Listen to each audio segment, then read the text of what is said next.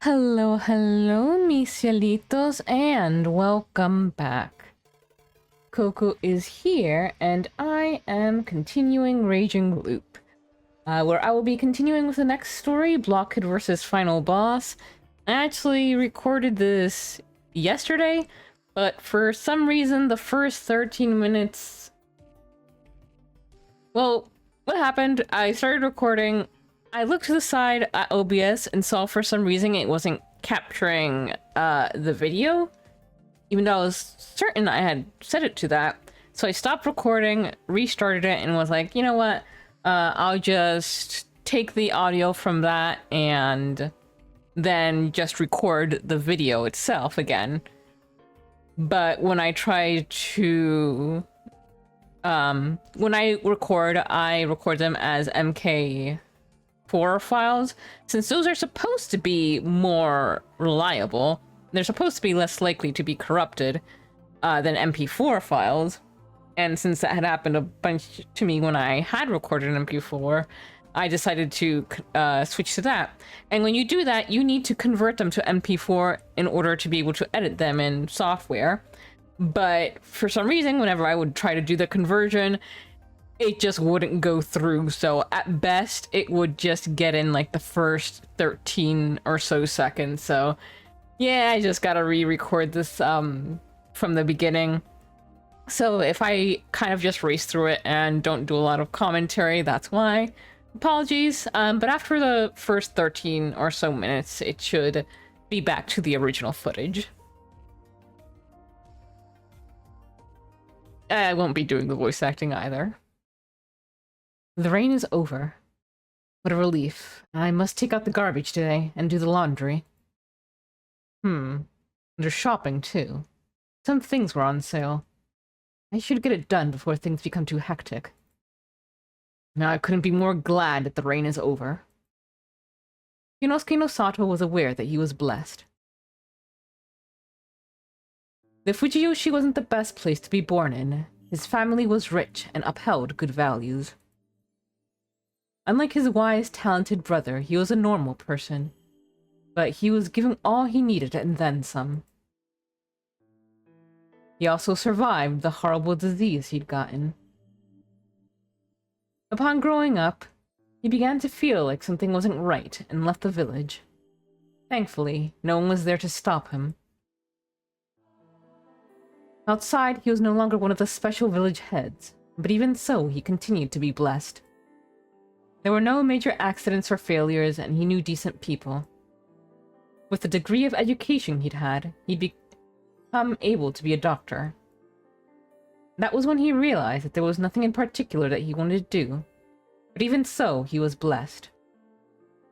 It was a simple happiness, comprised of nothing but the fact that he couldn't complain, and didn't ask for most of the things he could easily gain. Enjoying his relaxed lifestyle, fully aware of that, many months and years passed by. Then in March, his family called him. They told him to stop wasting time playing around and come work at the village clinic. That was the first moment of actual discomfort he'd experienced. Naturally, he expected to be told something like this. He didn't want to return to the village, for he understood that he couldn't act the way he wanted to back there. In that village, village heads were supposed to command authority. It was right for them to be superior to the common folk and look down on Yasumitsu. Thus, he'd acted exactly in that manner and was mocked because of it, earning the unwelcome moniker of the Nosato Blockhead. Looking foolish wasn't a matter of being right. The problem was that he couldn't display talent worthy of his position. That was why he didn't want to be dragged into this at all.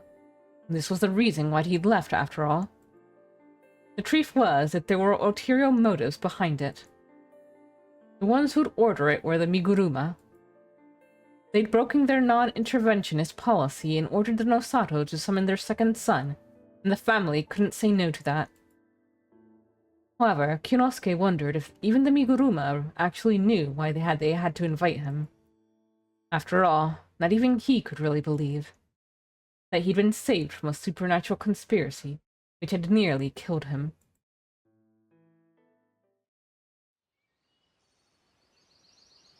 Well, I guess I have to believe it. Too many things don't make sense otherwise. For example, the fact that the snake's family abandoned their absolute power over the village, lost many of their people to a strange disease, and scattered completely. For example, the fact that the monkey's family abandoned their control over Fujiyoshi's livelihood and suddenly escaped at about the same time as the Miguruma fell. For example, the fact that the dissolution of the two most powerful families meant that his family, the Crow, would control the village now. And the final example, the fact that the descendant of the spider, who'd controlled everything from the shadows, was in this old house. It was no time to grow complacent. The situation had been completely unlike what he had imagined. It wasn't a happy ending, at least for her. He wasn't warped enough to enjoy being with an unhappy girl, and he shouldn't be. Rikako Uematsu was lying in her bed on her stomach. Her limbs were completely spread out. The sleeping clothes she wore were as erotic as underwear. The actual clothes she'd bashfully bought her had been torn apart and left in the corner of the room. He then asked for Chiemi Serisawa's help, but she'd only bought lewd clothes. She thought it was a bit of bullying, but upon seeing them, Rikako turned bright red, shifted uncomfortably, then agreed to wear them for some reason. She might have realized that wearing them made it hard for Kyunosuke to look at her. By the way she was awake right now, her posture was actually more normal when she slept. That's indecent, Rikako-san. Shut up, Poopy. Please stop, that's just... Instead of replying, Rikako tried to roll and face upwards, but instead, she just fell out of bed. A crash. Doesn't it hurt? It does. Should I look at it? Shut up, dummy. Earwax, ground beetle, octopus, moe, chafer, you lazy good-for-nothing. You watched the educational channel yesterday, didn't you? Ever since they'd moved here, Rikako hadn't left at all, and just spent the entire day in her room. All she did was eat, sleep, and watch TV, and that was true good-for-nothing behavior. She particularly liked animal and learning shows for children. For whatever reason, she even watched the reruns at noon. Yunosuke brought her food from the nearby dining hall, and she ate it without even using chopsticks. He tried making sandwiches for her, but she didn't touch them at all. Rikako Uematsu was impossibly sulky. The weather is great. Why not go outside for once? I had your usual kimono cleaned. You don't have to wear the maid outfit that idiot Serisawa bought. What's with the pose? It's an offensive incitation. Please don't move your limbs in that position. Faster.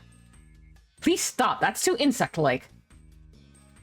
Her current behavior was completely unlike the refined, beautiful Rikako Uematsu he knew. In fact, this creature didn't even resemble a woman. So, is this because you want to see Fusaishi-kun? Huh? What a severe misunderstanding. I am simply fulfilling my role as the loser. Role as the loser? This was the first proper conversation in a while, but he found it more confusing than gratifying. You would not understand the many sweet struggles we had over the millions of dreams. And to have it all end like that is degrading, but a loss is a loss. Thus, I would be as pathetic as a loser can be. That is what I am presenting myself as right now. Oh, how pathetic. Yunosuke almost laughed as she, still expressionless, resumed flailing her limbs again. Instead, he held it in and asked, Are you referring to the logic that Fusaishi-kun wasn't his real name? Huh? That was a product of his exceptional skill. That was probably what helped him enjoy the feast so much.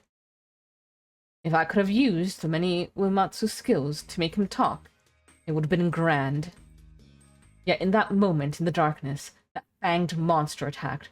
It makes no sense. That thing, it's all that thing's fault. It's the reason why I lost the Tsuchigumo of dreams.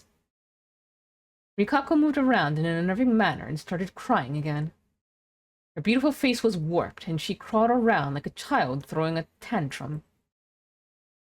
Kinosuke sighed. His position in this incident, that he knew next to nothing about, was actually a bit special. The looping phenomenon created by none other than Rikako Uematsu. Just about everyone involved didn't remember anything about it. Or more like, the things that had happened were just undone. It only made sense. On the other hand, there were Haruaki Fusaishi, Chemi Serizawa, both who kept their memories into the next loop after dying, and the mysterious woman Mitsuji Misamine. Besides that, there was Haruaki Shima, who could read Haruaki's mind. She clearly remembered Rikako Uematsu's plot. Because of Haruaki's planning, the only effect on the real world was Great Lord Shinai's death. Thus, the people of Yasumizu hadn't been told anything else, not even about Fusaishi. However, Kyonosuke no Sado was an exception. He had Fusaishi and Serizawa tell him everything and knew the outline of the incident. Besides Chikamochi Kamoshida, who somewhat understood what happened, Kyonosuke was the only one who knew of the incident but didn't experience it himself. How did he get into this position? It was because Fusaishi trusted him for some reason. But more than that, it was for Rikako Uematsu. Buddy, you need a... I'm sure there are so many better people out there that you could pick up. Rikako is not worth it. I feel sorry for what she's been through, but holy shit. No excuse for what she did. And that's not even just counting the whole summoning fucking eldritch monster and the continuing of this whole feast. It's also the stuff that she did to all the individual villagers throughout the various times in their lives when they were very vulnerable. Kyonosuke and Rikako were actually the ones who didn't participate in the Atami trip. Rikako Uematsu had been bound by Mitsuji Misamine and her people, then was examined in some way. Kyonosuke was considered her guardian during that. Though they were just locked in some strange facility, they had to wait there a few days. He was glad to not have gone with the people of Yasumizu, as he wasn't on good terms with them. He was worried about Rikako, though, and during their confinement, Misamine's people were strangely nice, and constantly said that they wouldn't do anything bad to them. It made him feel powerless, but he was used to that. He trusted their words and expected Rikako to be freed quickly. That was exactly what happened after a week. However, that was only the beginning of the trouble. Rikako Uematsu had no ID. If the Miguruma had still been in power, they'd have probably taken it upon themselves to cover up her existence. For better or worse, the Miguruma had been destroyed during the week in the facility. As for what Rikako herself thought of this, I don't care. I'm tired. Let me die of hunger. Needless to say, it wasn't much help. They had no choice but to spend 3 days in a hotel, with her in a different room, of course. One day, Chemi came to visit. She'd been the one who told Kyonosuke of the incident while he was running to Rikako. It's probably not my business to look out for you like this, but I came to help out if you need me. Ikako-san seems to be safe now, so what are your plans? As it turned out, Misamine had told her the situation, so she understood most of it. Kyonosuke went and asked her to help tell him about the incident again. It was just that absurd of a story. Then she asked him about what he'd do with Rikako. He replied that he'd take care of her until she recovered from her state of lethargy. Nosaro-san, you're a gentleman, huh? Sorry, I thought way less of you. That apology itself was rather insulting, but Kyonosuke didn't find it enraging. Jamie then asked to meet up with Rikako. Kyonosuke wasn't sure about it, but Rikako insisted to have a one-on-one with her, so he ended up staying outside as they faced each other. It has been a while, Serizawa-sama. Have you come to make fun of the foolish loser? Loser! Dump and dump spider! You timid perv! Don't think I forgot what you said that one time. Who you calling urine reeking and not in demand? You said many vile things to me too. You're the one who started it. And it reeks here. You stink. How long ago did you last have a bath? Shut up. I'll bathe as little as I want. Eat this. Reek attack. Ooh, what the hell? It's actually looping back around to being funny, but you're being an absolute catastrophe of a woman. All right. I know a lot's happened between us, but you're a stranger to me, so I'll help you out. I don't need anything. Leave. Huh. You think a loser has a choice? After the exchange, which could easily be heard from behind the door, Serizawa spent the whole day buying lots of stuff for Kako, most of which Kyonosuke couldn't comprehend. Serizawa said her goodbye after demanding Kyonosuke pay an absurd sum for the items.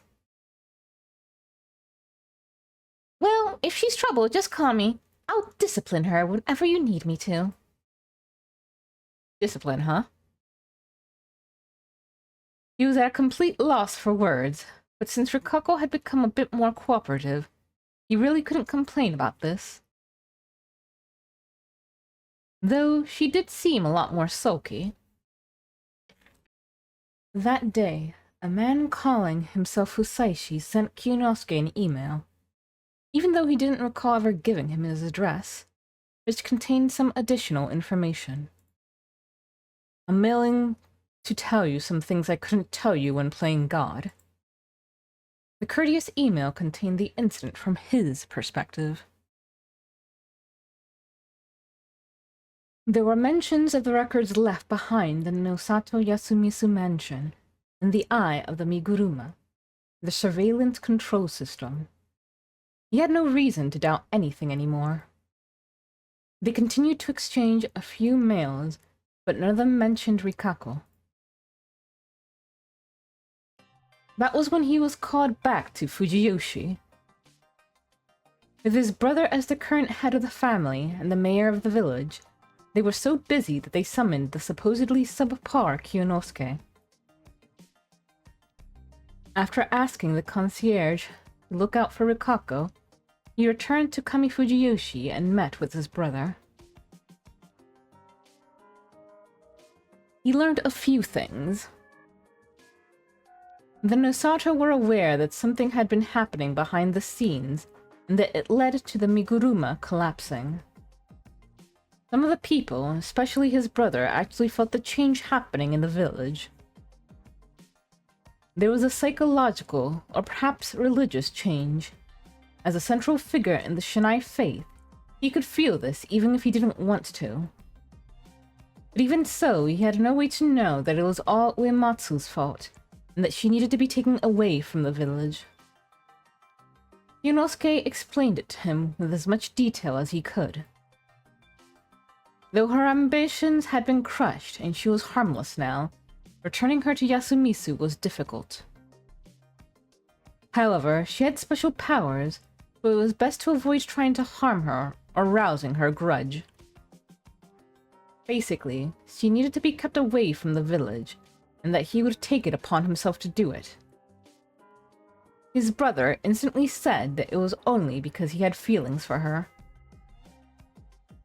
However, with all the information Serizawa and Fusaishi had given him, Kyonosuke had no reason to falter. On the same day, he brought his father to Yasumisu Nosato's mansion and unsealed a certain piece of evidence. Using that as proof, he explained to him that during the last mist, there was supposed to be a fearsome massacre event, and that some outsider who somehow knew about it stopped it. It was quite hard to believe. But Kyunosuke explained it with more intellect, sincerity, and passion than ever. When it came to Ruikako Uematsu, Kyunosuke told his brother that her exploitation at the hands of her family and the Miguruma had made her plot to destroy them. Kyunosuke, that didn't seem like a lie. Even if she had been working to fulfill the ultimate desire of her ancestors, it was those around her who pushed her over the edge. That was just how terrible her circumstances were, and his brother had to have known that even better than Kyunosuke. In the end, he gained his brother's trust. Though most of it was due to the documents left by their forefathers and physical proof such as the camera. And as head of an herbalist's household, he knew of the unnerving, paranormal healing methods employed by the Uematsu heads. He also knew that the Uematsu had even controlled the Miguruma once upon a time.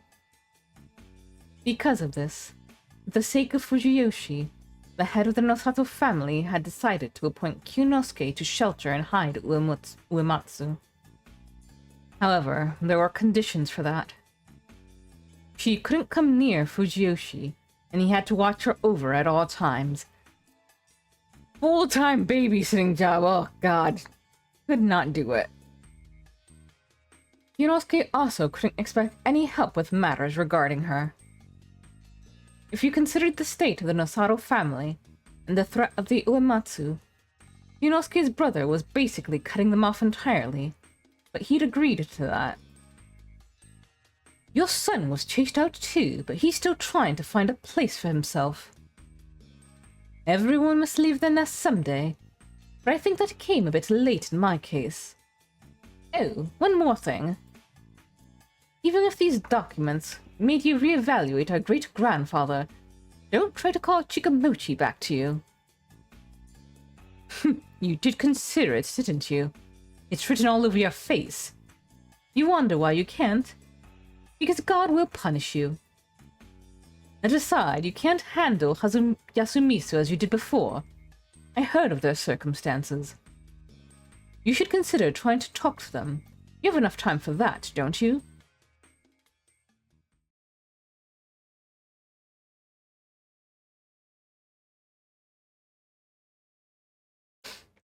Yunosuke then left the Nosato mansion. The mist had cleared not long ago, but there was someone waiting for him here. It was Takumi Muro.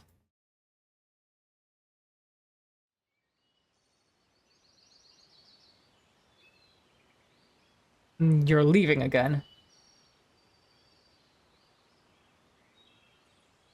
Laugh if you want. With this, I'm not even a village head anymore. Huh. It's that serious. Yes, you won't see me around much anymore, but I have to fulfill my promise to God, at least. What happens to Uematsu? Oh, I'll have to take care of and shelter her until she calms down. I heard it was a disease that spread among only the village heads. What was it, anyway? You wouldn't understand. Ugh, you never change, do ya? Of course. Nosato or not, I'm still Blockhead. I take that back. You actually changed. Who knows?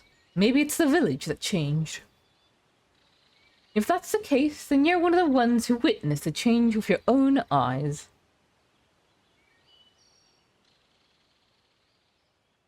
I still wonder if that was all a dream. Same here. Well, lives can change due to dreamlike things, can't they? See you later, Muro. Oh, see you later, Muro. And you still don't call me senpai, huh? I'm still surprised by how young Kyunosuke is. These images make him look older than Muro. Like I could at this point. It's embarrassing. Yasumisu will change. It may become a place that can welcome hundreds of guests, just like centuries ago. Who said something that bold? Who knows? But it does look like our god wants it more lively here. I think the young ones are about to start something. Oh dear. Sounds like things are about to get busy. Looks like leaving and helping her rest is the right move here.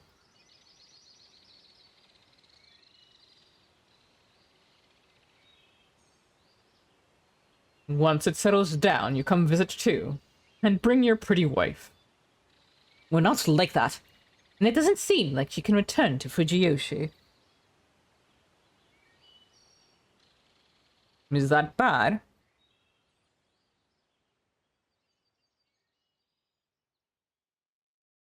Well, there are reasons. Well, don't overthink it. This is Yasumisu. We don't mind visitors. And the mayor would overlook it, surely. Maybe you're right.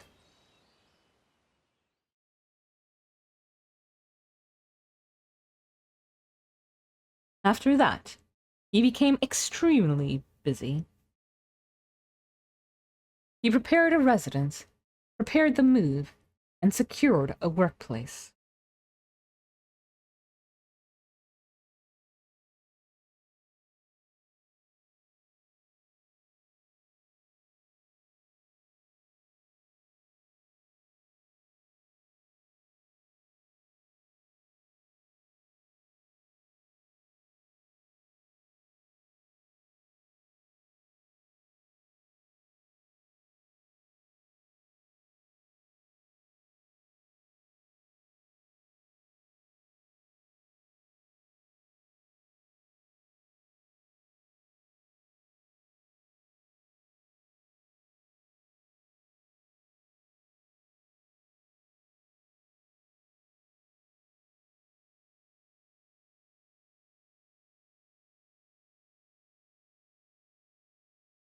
However, it all went swimmingly.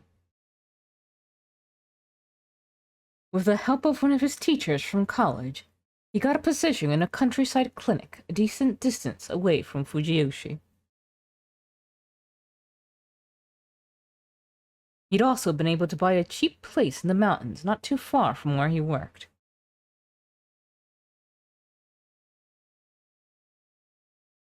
It was the perfect place to shelter Rikako and live in secrecy. He quickly signed the contracts and moved there. All that was left now was getting his things from the main Nosato household transferred to him.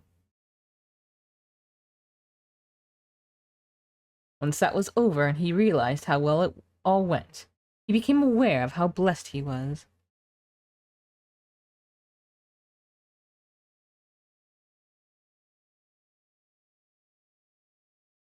There was only one problem left.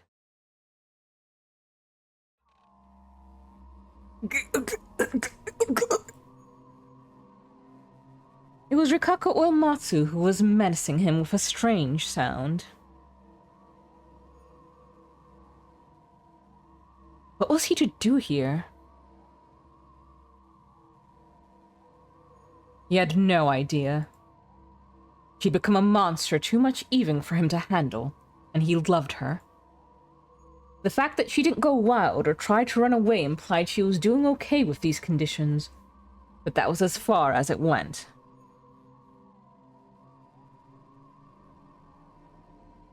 What if things stayed this way forever?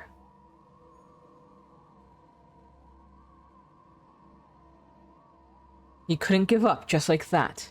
The key to this was persistence.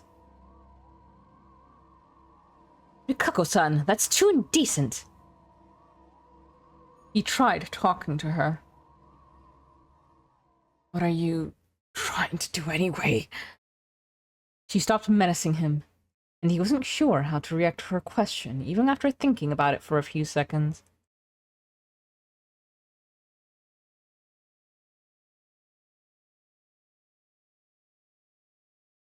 What do you mean? What do you want to do with me? Again, what do you mean? You can take advantage of me. Do what you want with me. I'm the loser after all.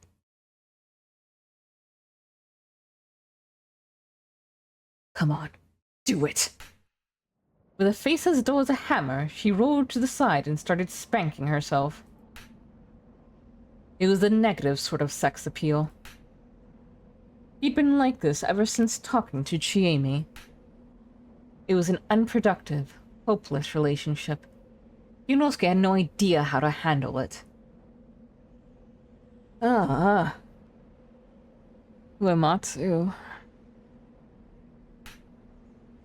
He would start working as a doctor.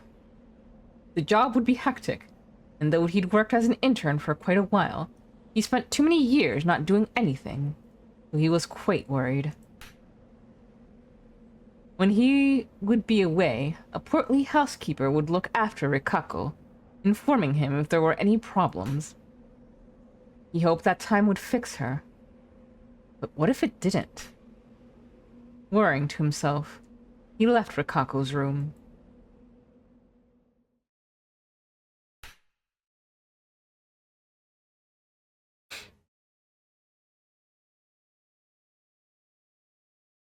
She continued spanking herself regardless, but then grew bored of it and crawled back into her bed.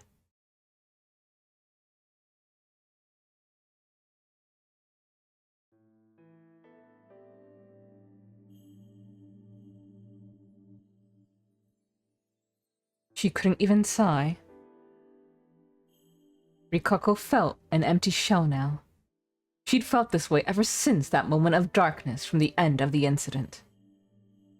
Something had taken the Tsuchigumu of dreams away from her. Or more like, it ate it. That was how it felt, at least. The Tsuchigumu of dreams was dead. At the very least, it couldn't fulfill her desire now. She could feel it in her veins. She had no idea what that monster did with the Tsuchigumo, nor did she care. The Tsuchigumo was her everything. The previous Uematsu head had raised her just for its sake. Thus now that it was lost, she had no ambitions, desires, hobbies, or goals. Yeah, hard not to imagine when you were raised for a single purpose and now that purpose is gone. I think it would have been bad for her even if she had succeeded. I ask that you, Rikako Uematsu, abandon the Tsuchigumu's revival and live out a normal, happy life as an ordinary woman. A person. That curse was binding her to this life, but her life was full of pain now. Someone who'd lost her heart couldn't find happiness again.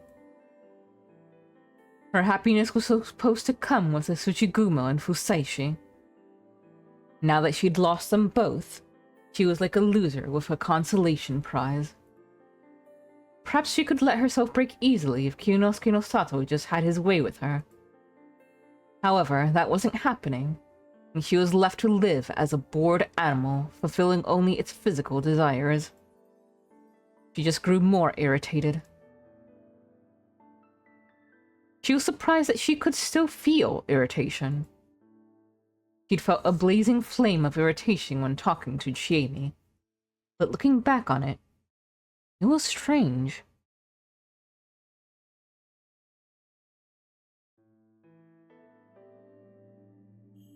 Rikako Uematsu had thought that all of her emotions had come from the Tsuchigumo. She thought that both the aloof Rikako and the bewitching Uematsu personalities had just been given to her. Perhaps some emotions and desires remained inside her.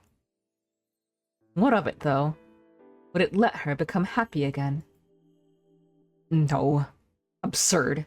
She didn't care. She rolled to the opposite side in irritation. That was when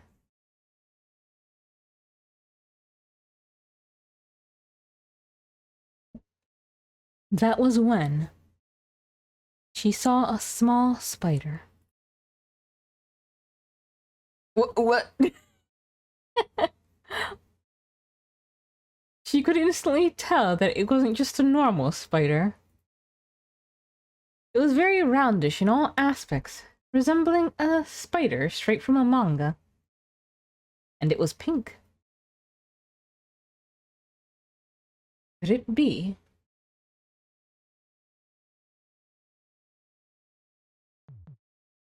Could it really? Tsuchigumo-sama! It couldn't be. Did her late master actually survive? Rikako looked into it and called out to it. Spider-sama! Spider-sama! Oh, look what you've become! But you survived! You didn't die! Oh, what bliss! And let us resume our ambition. Let us consume men, make offspring, find a new nest, and keep the bloodline alive. One day, when you resurrect once more, we... Spider-sama? Something wasn't right. It was certainly different than what she knew it to be. But she thought it was simply because it was smaller. However, there was something inherently different about it. The spider actually avoided her when she tried to touch it. It backed away as though falling on its backside, or out of embarrassment.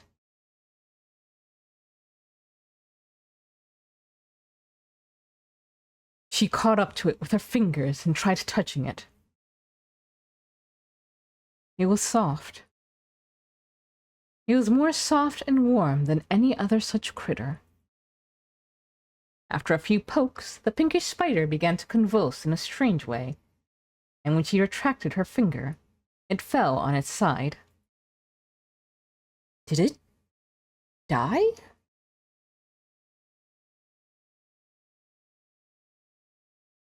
She assumed that for a moment, but it was still moving its legs slowly, as though breathing. It was just sleeping. Rikako somehow understood that this was a fragment. The wicked, grand, and powerful Tsuchigumo was a being that represented a scary brand of motherhood that birthed and consumed all, and this was just something hiding within its shadow. It was paired with the Tsuchigumo of dreams, and it was small and weak from the start. And it was also the entity representing the extremely bashful, yet really loved craved personality that was Rikako. I might not have been as empty as I thought. It was just something that the dark creature had failed to consume, but it was a sign that Rikako was still here. However, she didn't know how to interpret it. Still perplexed, she rolled over again. What do I do? She hadn't even considered what it would be like to live just as Rikako. Was there anything she wanted to do just as herself?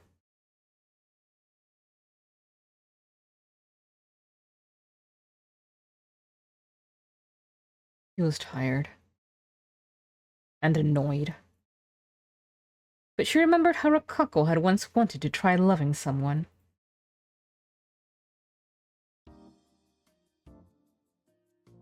Without the TV on, her room was a very boring place. She hadn't bathed in a while. That reminded her of Jamie's grin, and with great irritation, she went to use the shower. Upon realizing a certain problem, she looked around the bathroom for something, but couldn't find it. Yonosuke had probably removed it out of caution. How foolish. I would not commit suicide. She didn't feel like dying. She knew better than anyone that it was painful, and this wasn't a dream. Following that darkness, he no longer had any control over her dreams. Did the pink spider have any powers? It didn't seem that way, so she was still just a woman. And as a woman, what did she think of the situation?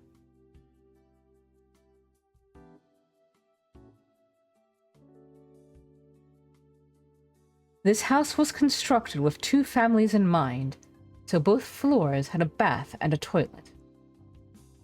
That was intentional on Kyonosuke's part, who was considerately giving her space. Thus, ever since moving here, she had never gone down the stairs. That was why Kyonosuke was at a loss for words when she came down all wet and wearing nothing but a bathrobe. Rikako-san! Give me a razor, Nosato-sama. What? What will you use it for? Just so you know, I won't let you use it to harm yourself. I'll get rid of the excess hair. Look at my hairy armpits. And just so you know, below I... Ah! Why would you say that? Why are you so loud? A doctor should be familiar with hair hygiene, no? Understood. I shall make her go buy some safe ones. Make her? Yes, well, I don't know what kind to get. And I did say there will be a housekeeper tomorrow. I'll have her buy some. No. You go. Huh? Also, in the Uematsu household, we made it through the monthlies by sheltering in a special house. But what about here? Well, I imagine the local drugstore has something for that purpose. I think I saw an advertisement. It should come for me soon, so buy some of those too. I'll ask her to... Honestly, I want you to fire her. Why? Is there a problem? I do not want to interact with anyone for now, and I can take care of myself and my surroundings, even if it is a pain. But... That is how it was in Yasumisu. What happened to you? You were so powerless, and now you suddenly... Armpit hair laser. I can't see it! I'm not looking! I am simply bored of the television. Also, I cannot imagine the kind of things you may ask of me if I keep relying on you so much. I simply thought that I should try to not be a nuisance. What a good sign. I see. But I should watch over you for a while longer. I will not escape or die. I have no cause to suffer for any more. So there. No housekeepers. If you do not want me to leave, go buy the things yourself.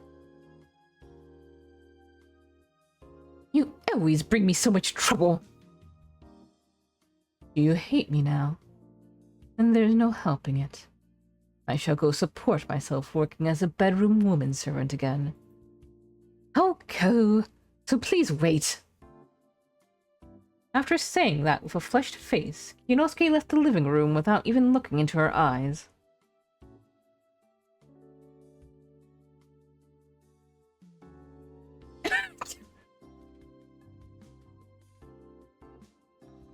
For some reason, her irritation had subsided.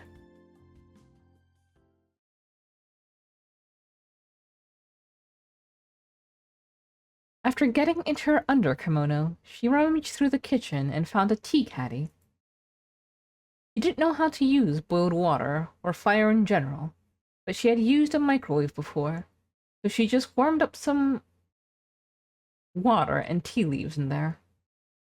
Didn't know how to use boiled water. She then took the hot cup of her sleeves, sat down on the sofa, and drank. It was too hot, too fragrant, and the leaves were bitter, but she still found it delicious. If their sensations weren't stimulated, people's minds and bodies could atrophy. This really isn't the same. Even, she wore the same clothes as before. She was clearly different now. Back then, there were no times when she didn't think of anything. Whenever she was alone, she would think of the Tsuchigumo. She would think of the ancestral grudge she inherited and pile yet more upon it. By doing so, she would make the Tsuchigumo stronger and more malicious. But now, she often thought of nothing. That didn't make her feel empty, however. In fact, the emptiness was fulfilling. She recalled that Buddhism was basically about that.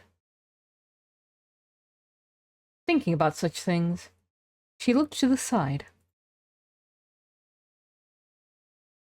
Most of the things Kyunosuke had brought over had been unpacked, and there was already a large TV and bookshelves in the living room. After drinking some tea, she walked up to a bookshelf. His family were readers, and it was full of large books. Most of them seemed to be about medicine. Avoiding dictionaries and technical books, he picked up a thin, smallish new text. The Foundation of Nursing. Learning from Nightingale's Nursery Notes. The title was complex, but the text inside was in a large, easily read font, aimed at newbies, apparently. She decided to read a bit, as it would stimulate her brain more than the TV. Upon hiding it in her sleeve, she looked at the shelf again. Oh.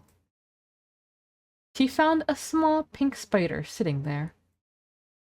Upon noticing that Rikako was looking at her, the spider jumped into one of the nearby cardboard crates.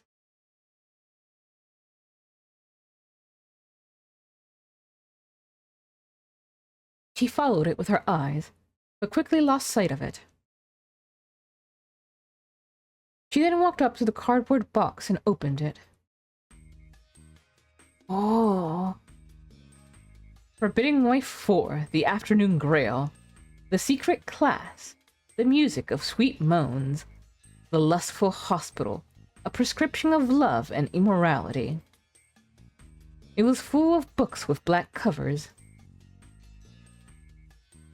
She quickly opened them, closed them, and stuffed them into her sleeves. Then she quickly returned to her room and hid them under her pillow, all with a cool face. She sat down on the sofa and drank the cold tea. Delicious. She said that out of embarrassment, but it didn't hide anything. It was still before noon. She didn't want to read that so early. Instead, she chose to read the first book she found. She hadn't read since middle school, so she read really slowly, but it gradually came back to her, so it wasn't a pain for her. Even after a whole hour, she wasn't done with half the book, and Kyunosuke wasn't back yet. He was either hesitant to buy what she wanted, or was irritated with her and wasting time to cool off. Rikako seemed to be a worse person than she herself realized. She'd only made it through all the hardships in her life with a stoic expression, not because she was naturally calm, but because she had a clear goal. Would Kyunosuke grow tired of her if she continued using him like that and pushing him around?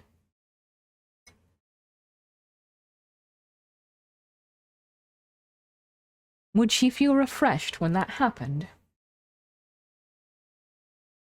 Refreshed? Probably because that's sort of what she's used to, and even if it sucks when stuff like that happens, that's all you've known all your life, well, there's some calm in knowing how to deal with it. There was nothing that she wanted to do enough to leave this place and put herself at risk in the process. However, she also couldn't find a reason to stay here. He let her stay here partially out of obligation to his family, but mostly because he liked her. She could give herself to him as thanks, but he probably wouldn't want it. Then, was she supposed to love him? That was difficult. No matter how hard she tried, she couldn't see him as more than a sympathetic clown. Oh god, that is harsh. He was a foolish, sad older man who was too fixated on a woman who gave him a special experience only 20 years ago. It was completely impossible for her to love him as much as she had Haruaki Fusaishi. Then, there was only one answer. What a pain. But it would spare her the irritation. As she thought that, she heard a voice outside. She thought she misheard it, but no. It was a childish, high-pitched cry. Rikako walked up to the window and looked through the curtains. A child. A small boy was sitting and crying between the hedges.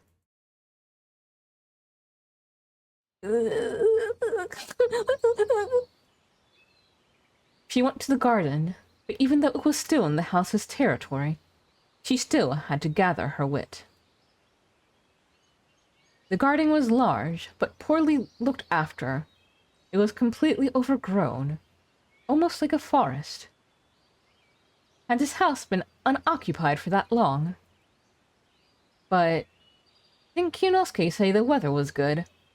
The sky she could see through the spaces in the leaves was all cloudy. Anyway, the boy. He looked 7 or 8 and was a lot bigger than Meiko. His clothes looked really bad. His shirt was loose and threadbare. But if you ignored that, his face was well structured, making him look quite intelligent. Cute. The fact the thought felt a bit more dirty than it should made her curse her upbringing.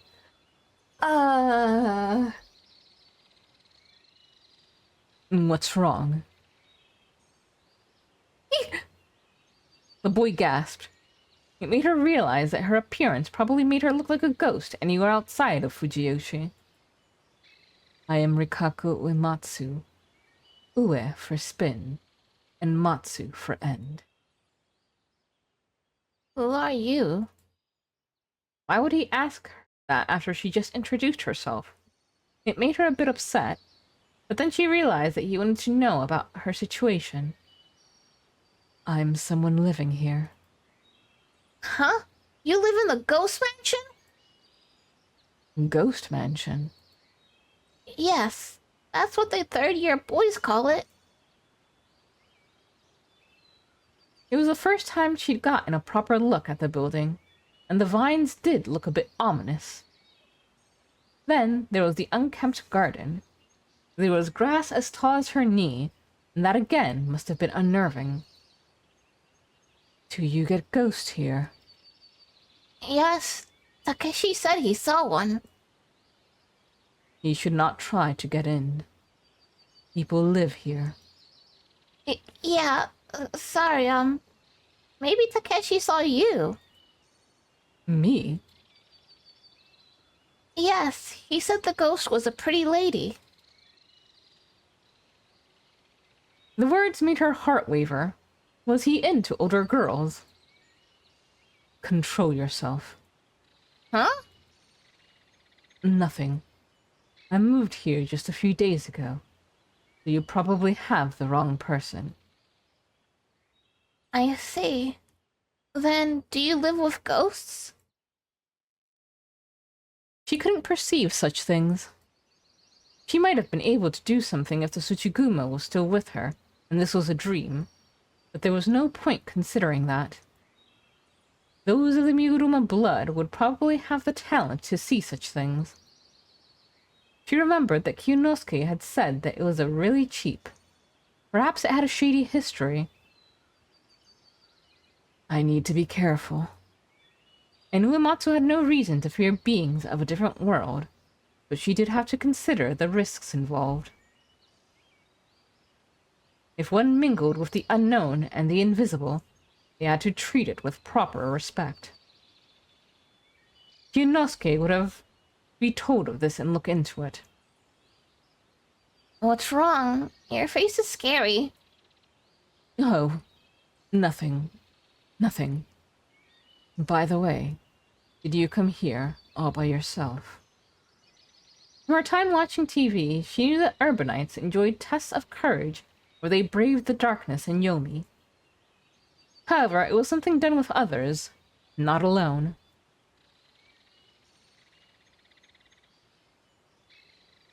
He awkwardly looked down as if he were holding something back. Rikako realized how kind she was being to him. Whatever happened to her unpleasant personality? I do not know if I can take you inside. But let me give you some tea, at least. No, thank you. She was disappointed. Can you hear me out? If you find me acceptable, I shall take in... No. Listen to you. Thanks. My mom and dad are splitting up. Into how many pieces?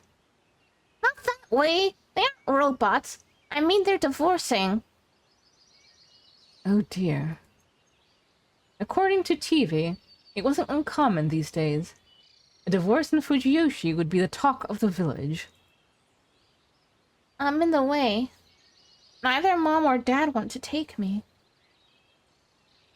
Why do you think that? I just do. When they ask, Shin-chan, who do you want to be with? They Both smile awkwardly about it. I have bad grades and misbehave a lot, so they hate me. Why are they divorcing? Dad is never home because of work, while mom is tired of all the loans and jobs. They both work. Dad is a banker and mom works at a company. Despite what the boy had said, the way he talked was very detailed, and he seemed to be quite mature for his age. You would never find children like this in a failing household. You sure about that? It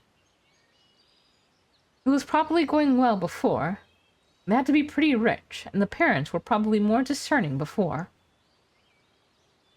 But something had happened between them and torn them apart.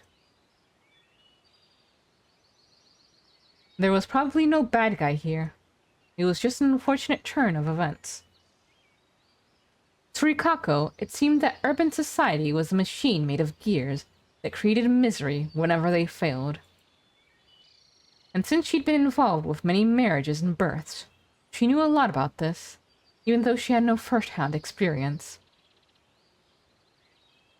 Do you think it is impossible for your parents to be together again?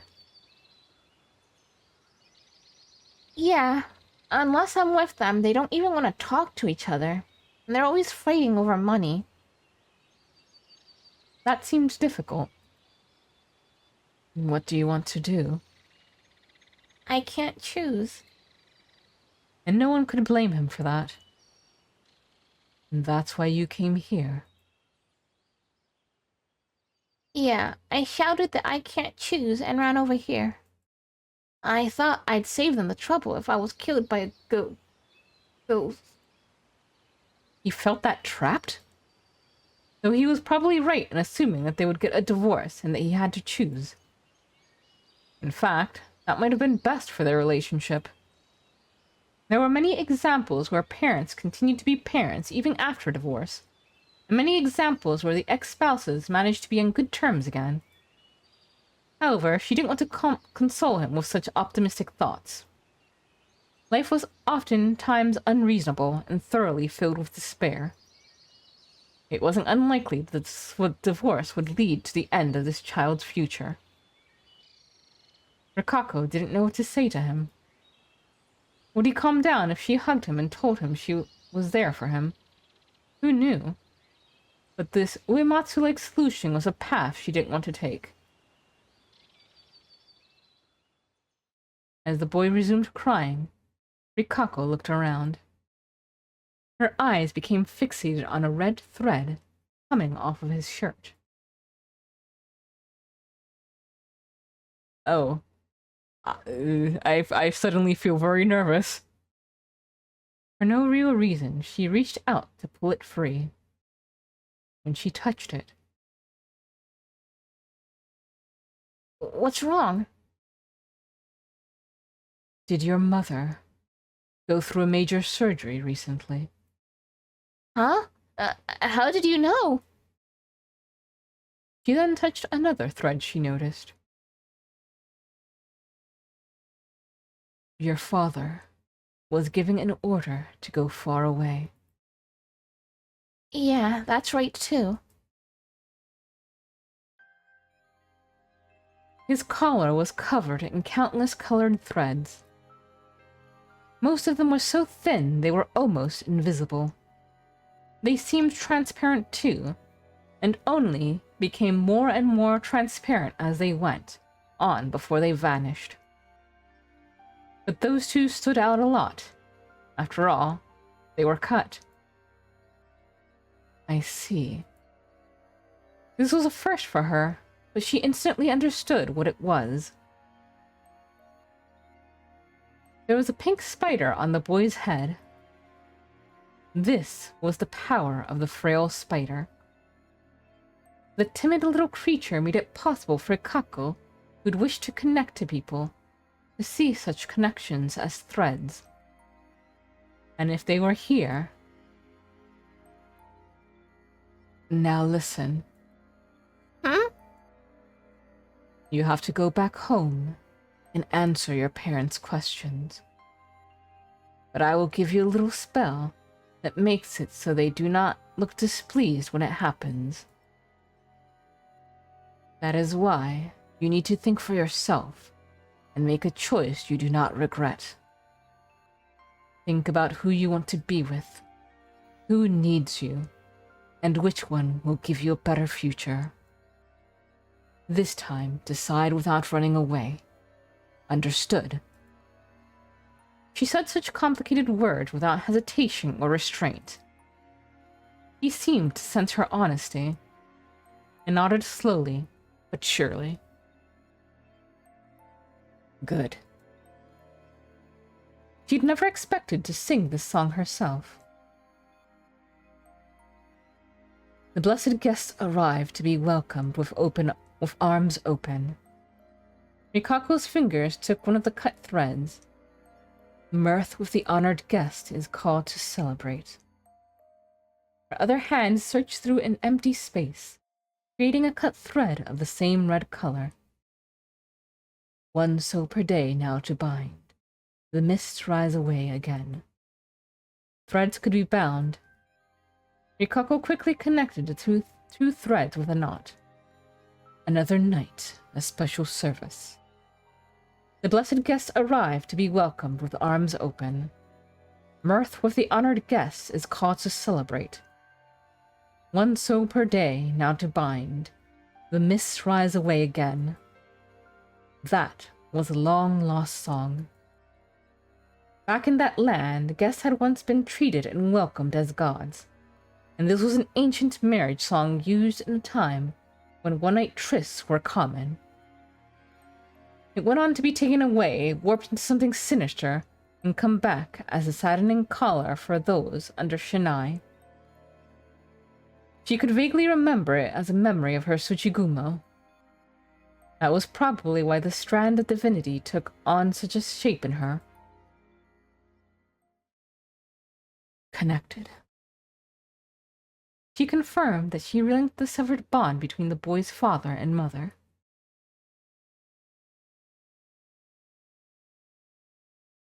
However, he wouldn't say that. The spell is over. Live strong, even if life is harsh. The world is more modest to the strong.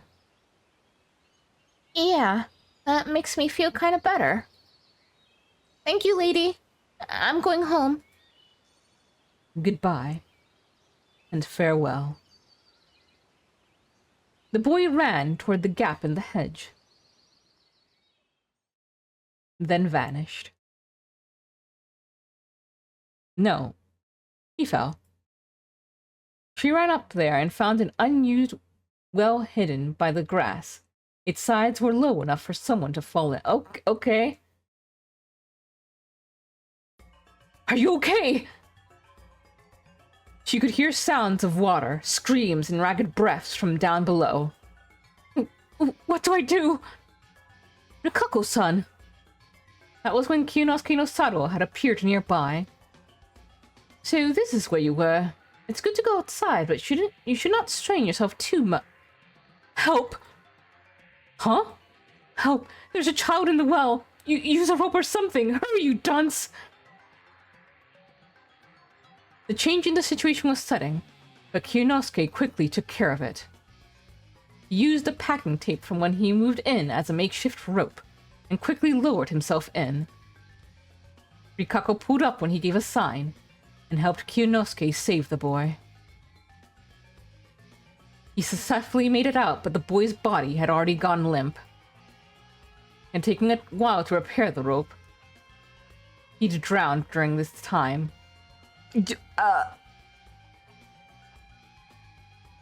Rikako felt herself become more irritated with Kyunosuke. She almost began cursing him, but she restrained herself. Any CPR we're gonna try? She had to. Kyunosuke had to focus on trying to save the boy's life. Do you hear me? Get a grip!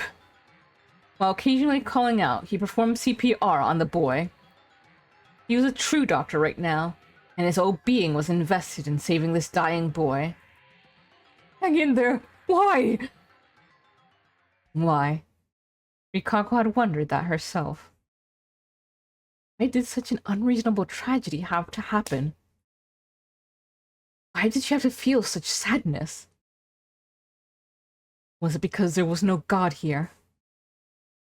Did God just not exist, and people had to fend for themselves alone against this cold world? Why, this is just... I can't believe that his heart stopped only now! Huh? Before Rikako could voice what? One-chan. She heard a voice behind her.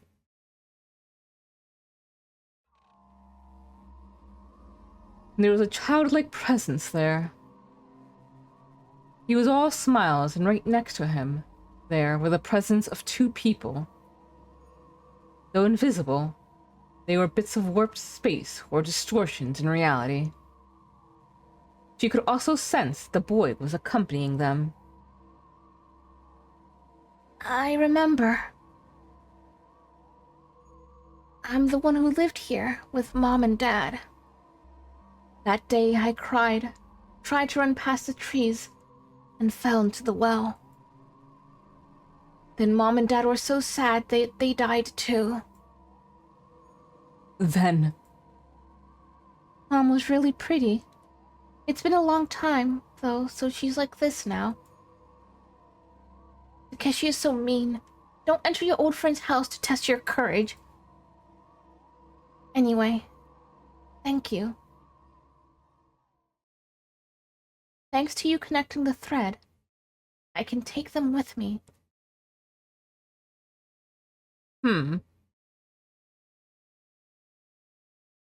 See ya.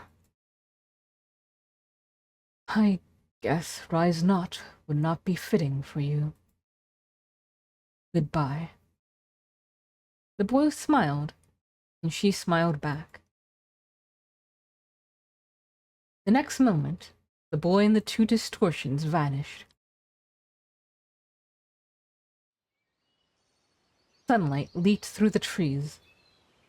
The sky was so bright it was hard to believe it. It wouldn't be strange to experience something like this in the mountain's darkness. But she didn't expect it here in this town. The world sure was a strange place. No, it can't be. Kinosuke's pitiful voice made Rikako turn around. He was completely shocked. The freshly drowned boy had become a white skeleton about as tall as him. The appearance of human bones had turned this into a matter for the police. They'd already known about what happened here. The married couple committed suicide, while their child had vanished without a trace. This house was quite a paranormal hotspot. The strangest thing about this was the fact that they had records of searching for the child in the well. The police were confused and expressed their sympathies for the couples that had unknowingly moved into a ghost house. Rikako replied, "No worries. I'm sure they had already moved on. Also, I'm not married to this blockhead." Exhausted, Yunosuke lay down on the sofa in the living room. Way too many things had happened today. Rikako had left her room, instantly giving him an impossible task, made him buy something embarrassing, then experience something paranormal, and then he'd had to deal with the police. All of that was coupled with Rikako's eccentricity and harsh words, and it had taken a toll on him. He considered whether he would really start living here. Was his plan for this life in this town too incomplete? Was he attempting something far beyond his limits? As he thought to himself, "You seem troubled. Why?" He heard the voice from right beside him. "Rikako-san, how long have you been there?" "What? I'm no ghost. You were just so lost in thought that you did not notice." I see. But why are you here anyway?" "If you want me to shut myself on the second floor, I will do just that." Her tone was harsh as always. But for some reason, she felt strangely close. "I didn't mean that. I was just wondering what brought this on." "Apologies for not asking. I took a book from that shelf." "Huh?" "One about nursing. If it is no problem, I would like to read more." I have nothing against that. I wanted to speak to you about it myself. Help yourself to any book from there." "Thank you very much." "Can I use this chair for reading? It is very comfortable." "Of course." "Why are you looking so dejected? It irritates me to see you so listless." He was in a bad mood again. Yunosuke sighed. "I actually thought you were cool for a moment there. And you are back to this. How pitiful." "Huh?" "Nothing. Anyway, what happened?" Was she only acting mad to hide that she was worried? "All these paranormal things around me are taking a toll." "Does that include me?" "I hadn't seen you do anything extreme myself, so not really." Then there was Fusaishi-kun's god act in the loop. Had no choice but to believe in the latter. Quite a story, was it not? "It was your fault, wasn't it?" Ignoring that, she played it off. "You have no need to feel too bad for the parents and the boy." Yasumizu unfairly looked down on Yomi, but the village teaching of do not look into the eyes of Yomibito has merit. Do that, and they'll drag you in. Yes, even my teacher had told me that the doctors shouldn't go to the morgues too often. Wait, were you not afraid of corpses? That wasn't the case back there, huh? It was probably just a lack of experience and courage. Why had the parents become like that? I mean, the boy looked almost completely human. I heard that those who commit suicide cannot move on, and always become something sinister. I can only hope that the boy successfully brings his parents to Yomi. Ah, God. I hope it goes well for them. Rikako looked down and fell silent. Kinosuke couldn't really understand what she was expressing. By the way, it was strange that we were not told of this house's nature. Why not go complain to the sellers? They might make the rent even cheaper. Oh, good idea. Have you told the housekeeper to not come? Yes, I cancelled the agreement while I was out. Excellent. Do you have a cookbook? Confused by the constant changes in subject, Inosuke spoke. There was a book for hospital meals. What do you intend? I am a freeloader. I cannot imagine you would charge me for staying here. But I want to be able to make food at least. Huh? I am already good at cleaning and laundry. I would learn that and earn a place here. I hope that suffices as thanks to you. With that in mind, may I stay here, Kinosuke no Sato-sama? Well, of course, but... Are you sure? Please don't misunderstand. Rikako brought her face, long eyelashes and red eyes, close to him, and Kinosuke almost stopped breathing. I seem to become a true bully to you, and only you, which probably means that I might dislike you a lot. However, I do see you deserve some level of respect, so I would simply try not to be a nuisance to you. This does not mean that I am warming up to you. Keep that in mind. Rikako spoke a lot, and unusually quickly, too. At a loss for breath, she panted a bit, then looked away from him. After seeing that gesture, Inosuke, who had feelings for her, instantly forgot his troubles with her and just smiled. I understand, Rikako-san. I hope we get along. Be careful. I might toss a bug in your food, just to bully you. I'm excited to try your cooking.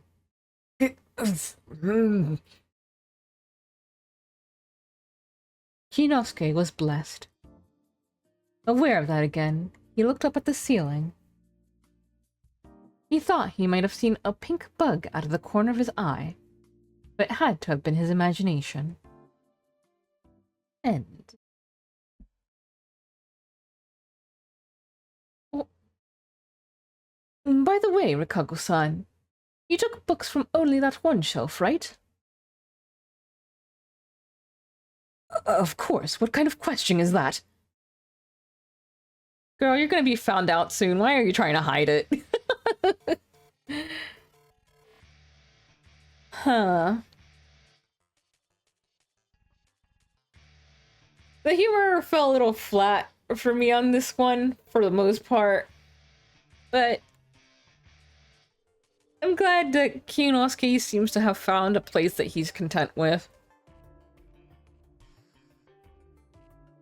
I don't know how to feel about her.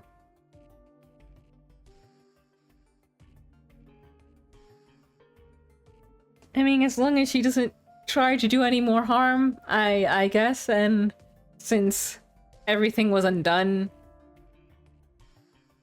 I mean, Chiemi and Haruaki still went through so much suffering.